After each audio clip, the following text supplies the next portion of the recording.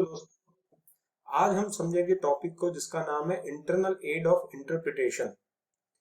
सबसे पहले internal aid का मतलब क्या होता है? इंटरनल एड का मतलब होता है इंटरनल यानी अंदरूनी, एड का मतलब होता है सहायता, और इंटरप्रिटेशन का मतलब होता है व्याख्या करना, अर्थ करना। यानी अंदरूनी सहायता,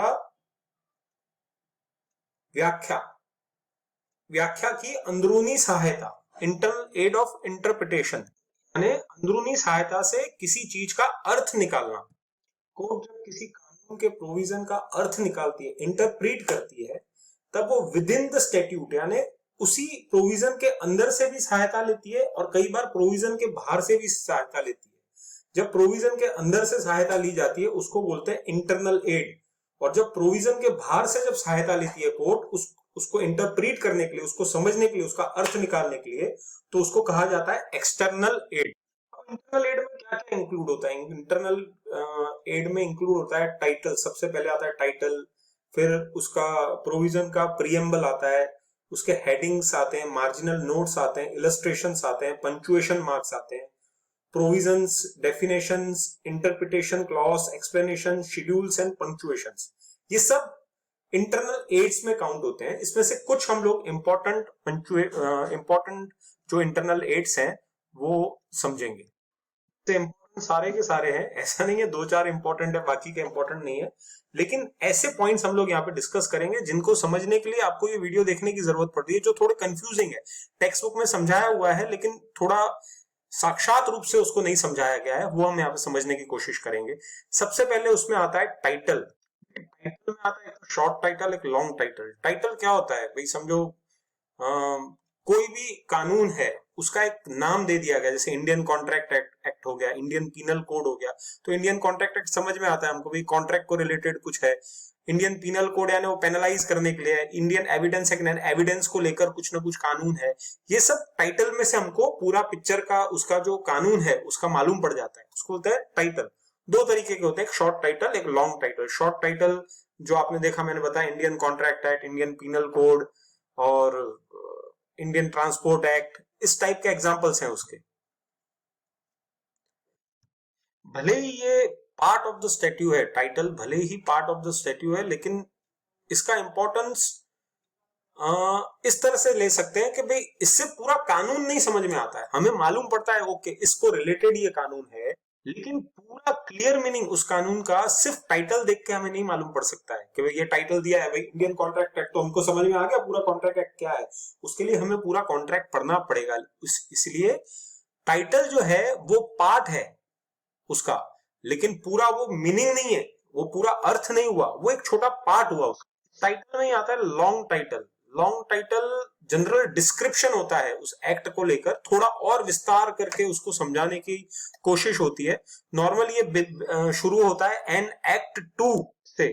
जैसे long title of criminal procedure code, code of criminal procedure 1973 क्या बोलता है? An act to consolidate and amend the law relating to criminal procedure and that of the prevention of corruption act।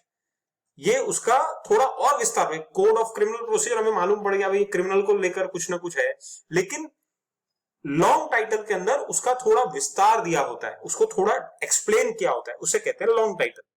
पुराने दिनों में इस लॉन्ग टाइटल को statute का part नहीं माना जाता था, लेकिन अब ऐसा नहीं है। पुराने टाइम से अभी कुछ वक्त चेंज हुआ है तो लॉन्ग टाइटल को अभी इंटरप्रेट किया जाता है, लेकिन सिर्फ कंफ्यूजन है, यानी किसी एक्ट के अंदर कोई कंफ्यूजन है, एम्बिग्यूटीज है, उसको दूर करने के लिए, उसको समझने के लिए सिर्फ उसका यूज होता है। बाकी उसको इतना इंपॉर्टेंस पास्ट में नहीं दिया गया था, लेकिन अब उसको इंपॉर्टेंस दिया जाता है। डिसाइडेड केसेस में Popatlal Shah versus state of Madras में यह कहा गया कि title of Madras general sales tax को उपयोग किया गया है, वो ये इंडिकेट करता है, उसका ऑब्जेक्ट इस एक्ट का ये इंडिकेट करता है कि ये एक्ट टैक्स इंपोजिशन, सेल्स के ऊपर टैक्स इंपोजिशन के लिए किया गया है, इसका प्रोविंस वो है। तो वो नाम में से मालूम पड़ जाता है, मद्रास जनरल सेल्स टैक्स 1939, यानी समझ में आ रहा है कि ये सेल्स के ऊपर टैक्स लेने का प्रोविजन दिया गया है। Amarinder Kumar versus state of Odisha में यह कहा गया कि टाइटल जो है वो जनरल स्कोप ऑफ लेजिस्लेशन, ये बताता है, लेकिन उसके कानून की असली व्याख्या सिर्फ टाइटल देख के नहीं बता सकते, लेकिन उसके सब्सटेंस को पढ़ के, उसके कंटेंट को पढ़ के उसके बाद में ही मालूम पड़ सकती है। इंटरनल एड में टाइटल की कुछ लिमिटेशंस भी है, जैसे जब लैंग्वेज जब प्लेन है और समझो अर्थ उसका एक ही निकलता है, तो टाइटल का कोई मतलब नहीं निकलता है। फिर हम देखते हैं कि एक्ट में कुछ अस्पष्टताएं हैं, मतलब कुछ मीनिंग्स अलग हैं, लेकिन टाइटल में कुछ और मीनिंग ऐसा दिया हुआ है कि कुछ और मीनिंग समझ में आता है, तो भी मतलब वो उसका ये एक लिमिटेशन है। कभी भी किसी भी एक्ट का क्लियर मीनिंग नहीं बता सकता है, सिर्फ टाइटल से हम लोग किसी एक्ट को प्रॉपरली 100% समझ लें, वो कभी भी पॉसिबल नहीं हो सकता है। लैंग्वेज ऑफ द स्टैट्यूट बहुत वाइड है, उसको समझने के लिए उसका इंटरप्रिटेशन बहुत डीप में करना पड़ता है, सिर्फ टाइटल से उसको पूरा नैरो नहीं कर सकते। तो ये कुछ लिमिटेशंस है इंटरनल एड ऑफ टाइटल की। सेकंड नंबर पे आता है प्रियम्बल। प्रियम्बल जो है वो एम्स एंड ऑब्जेक्ट किसी एक्ट का बता देता है। प्रियम्बल से हमें मालूम पड़ जाता है इस एक्ट का ऑब्जेक्ट क्या है, ये क्या कहना चाहता है, इसका इसका मतलब यूज किस तरह से होगा, वो प्रियम्बल से मालूम पड़ जाता है। अब किसी समझो कुछ कंफ्यूजन है, अनसर्टेनिटी है, उसको समझने में कुछ कंफ्यूजन आ रहा है कोर्ट को, तो उसको प्रियम्बल को रेफर कर सकती है कोर्ट। ये बताया गया महर्षि महेश योगी वैदिक वर्सेस स्टेट ऑफ एमपी के अंदर। वहीं Burrakar coal company versus union of India के अंदर कोर्ट ने ये कहा कि सिर्फ प्रियम्बल से इंटेंशन ऑफ लेजिस्लेटर नहीं बता सकते, यानी उसके लिए एक्ट पढ़ना भी बहुत जरूरी है, लेकिन कई बार प्रियम्बल एक्ट की कंफ्यूजन को दूर करने में बहुत मदद करता है कोर्ट की। वहीं Maharashtra land development corporation versus state of Maharashtra में कोर्ट ने यह कहा कि preamble is a guiding light to its interpretation, यानी प्रियम्बल ने उसको पथ दिखाया उसको इंटरप्रीट करने के लिए, तो गाइडिंग लाइट है प्रियम्बल। वहीं बहुत एक इंपॉर्टेंट फेमस केस है Keshav Anand Bharati versus state of Kerala का, 1973 का ये केस है सुप्रीम कोर्ट का, जिसके जिसके अंदर एपेक्स कोड ने स्ट्रांगली रिलाय किया preamble of constitution of India के ऊपर, जिससे उसने ये डिसीजन दिया कि आर्टिकल 68 वाज नॉट अनलिमिटेड, और पार्लियामेंट के पास ये राइट्स नहीं है कि स्ट्रक्चर ऑफ कॉन्स्टिट्यूशन को चेंज करने के, बेसिक स्ट्रक्चर ऑफ कॉन्स्टिट्यूशन को चेंज करने के किसी के पास राइट्स हैं। बेसिक स्ट्रक्चर ऑफ कॉन्स्टिट्यूशन को कोई अमेंड नहीं कर सकता है। वो इस केस के बाद से वो प्रियम्बल का इंपॉर्टेंस और महत्व और ज्यादा बढ़ गया था।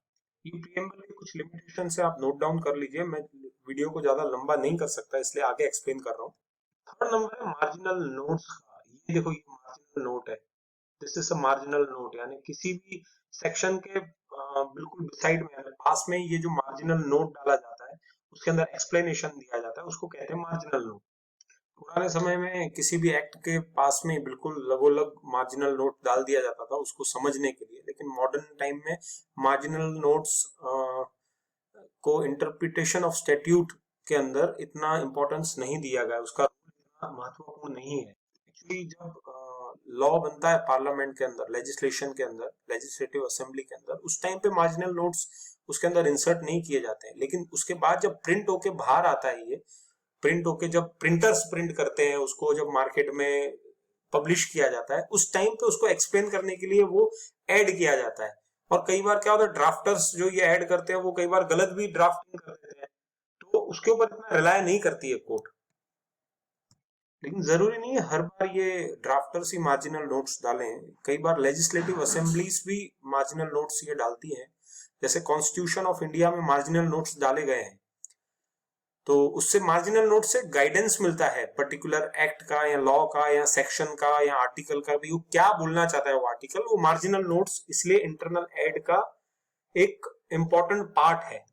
जैसे Bengal immunity company versus state of Bihar में कोर्ट ने कहा कि मार्जिनल नोट्स बहुत इंपॉर्टेंट है। वहीं Tara Prasad Singh versus union of India के अंदर कोर्ट ने कहा कि section of statute can not take away the effect of provision, यानी marginal notes to a section of statute can not take away the effect of the provision, यानी कहीं पे भी मार्जिनल नोट जो डाला है वो प्रोविजन के इफेक्ट को ले, मतलब उसको उसको चेंज नहीं कर सकते।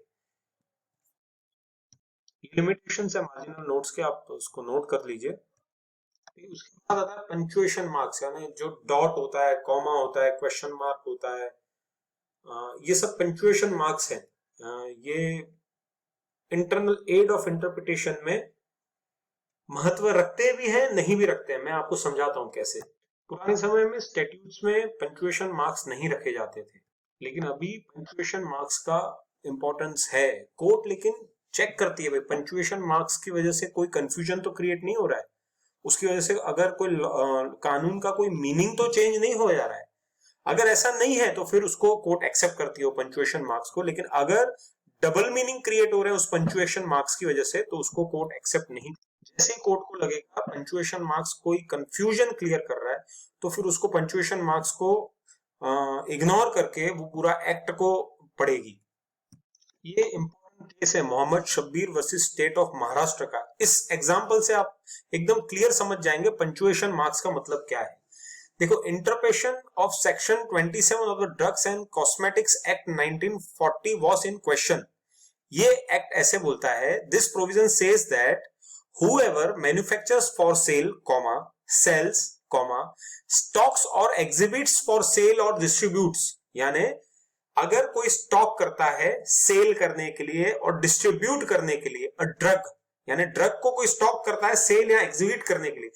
तो ध्यान से देखिए, स्टॉक्स के बाजू पास में बिल्कुल यहाँ पे कॉमा नहीं है। अगर कोई यहाँ कॉमा आ जाता है स्टॉक्स के पास में, बिल्कुल स्टॉक्स के बाद अगर कॉमा आ जाता है तो उसका मतलब क्या हुआ, अगर कोई स्टॉक भी करता है ड्रग को तो वो कानूनन अपराध कहलाएगा। लेकिन क्या कहा गया है, स्टॉक्स और एग्जिबिट्स फॉर सेल, यानी अगर स्टॉक कर रहा है बेचने के लिए, तो सुप्रीम कोर्ट ने यह किया, stocking of drug is not an offence.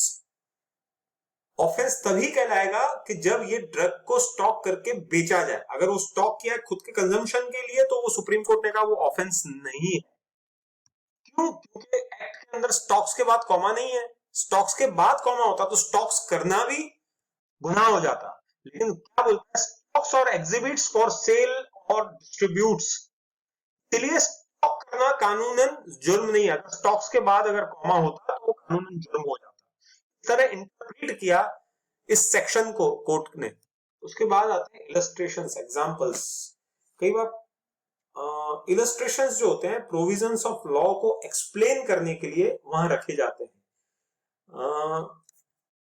समझो कि हम लोग किसी को कोई चीज एक्सप्लेन करते हैं तो साथ में इलस्ट्रेट करते हैं, भैया फलाने ने ऐसा किया, देखो फलाना अगर ऐसा करता है। तो इलस्ट्रेशंस प्रोविजन ऑफ लॉ को थोड़ा और विस्तार से समझाते हैं। सुप्रीम कोर्ट ने महेश चंद्र शर्मा वर्सेस राजकुमारी शर्मा में इलस्ट्रेशन का इंपॉर्टेंस समझाया कि वो बहुत इंपॉर्टेंट है और वो प्रिंसिपल को समझने के लिए सेक्शन के बहुत इंपॉर्टेंट है। लेकिन वहीं प्रोविजंस को, लैंग्वेज को मॉडिफाई करना है, सेक्शन को चेंज करने के लिए बिल्कुल यूज नहीं किया जा सकता है। यानी यहाँ पे इसका माइनस पॉइंट बताया हुआ है इलस्ट्रेशंस का, लिमिटेशन बताया हुआ है इलस्ट्रेशंस का। वहीं Mudaliar Chatterjee versus international film company में कहा गया कि illustration can not be ignored और ब्रश असाइड, यानी उसका इंपॉर्टेंस है, उसको हम लोग इग्नोर नहीं कर सकते। उसके बाद आता है एक्सप्लेनेशन। एक्सप्लेनेशन इंसर्ट करने का पर्पस यही होता है कि कुछ डाउट्स होते हैं उस एक्ट के अंदर, वो क्लियर करने के लिए कि अगर वो एक्सप्लेनेशन नहीं दिया गया तो वो डाउट शायद क्लियर ना हो, इसलिए ये एक्सप्लेनेशंस डाले जाते हैं। एक्सप्लेनेशन का अर्थ बिल्कुल ये नहीं हुआ कि उस प्रोविजन को एक्सपांड करके उसके मीनिंग को और लंबा चौड़ा कर दिया जाए, लेकिन सिर्फ एक ही उसका पर्पस होता है कि to remove the confusion of the act. काफी इंडियन एक्ट्स में एक्सप्लेनेशन सेक्शंस के साथ अटैच किए जाते हैं, जैसे कि इंडियन पीनल कोड के सेक्शन 108 में अबेटर के 5 एक्सप्लेनेशंस दिए गए हैं। कई बार एक्सप्लेनेशंस जब ये प्रोविजंस बनते हैं, ये जब एक्ट बनते हैं उस टाइम पे नहीं डाले जाते हैं, लेकिन जब उसकी जरूरत पैदा होती है, जैसे जैसे आगे बढ़ता है वो केसेस चलते हैं और उसकी रिक्वायरमेंट पैदा होती है, तो उसके बाद ये एक्सप्लेनेशंस उसके अंदर ऐड किए जाते हैं उस सेक्शन को क्लियर करने के लिए। तो इसी के साथ ये टॉपिक खत्म होता है और होप करता हूं आपको ये समझ में आया होगा, अच्छा भी लगा होगा। तो फिर जल्दी मिलते हैं नेक्स्ट टॉपिक के साथ, तब तक के लिए गुड बाय।